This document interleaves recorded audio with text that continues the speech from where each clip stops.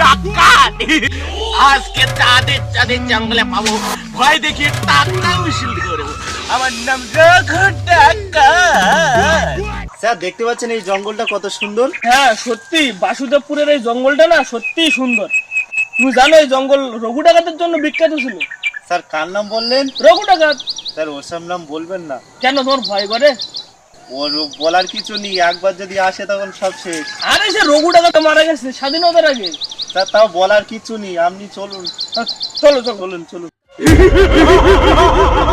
Sir আপনি কি কিছু শুনতে পাচ্ছেন? হ্যাঁ কার একটা হাসি জানে শুনতে পেলাম। আপনি তো স্যার ভূত। ভূত কোথায় ভূত? স্যার ভূত। আরে ওসব ভূত। আমি রঘু ডাকাত। রঘু ডাকাত? আমি একজন সিআইডি অফিসার। স্যার মাফ করে দেবেন, আমি রঘু ডাকাত না।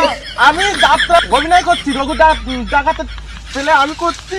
তাই বলি, ওই জন্য বলি রঘু ডাকাত অনেক আগে মারা গেছে। আমরাও তো যাচ্ছি রঘু ডাকাতের যাত্রা দেখতে। ও স্যার আমি নায়ক। তুমি নায়ক? Yes sir. আসলে তোর আজকের নায়ক জন্মসাত করো। আমার ক্ষমা করিয়ে দেন, আমার ভুলে যাওয়ার ক্ষমা করিয়ে দেন। আরে তো তুমি এভাবে দিন দুপুরের লোককে ভয় দেখাচ্ছ কেন? স্যার আমার তো পান মনে থাকে না, ওই জন্য আমাদের ডিরেক্টর মাস্টার বলেছে আমার খাতা দেখতে দেখতে পটে পটে আসার কথা। আমার খাতা কই?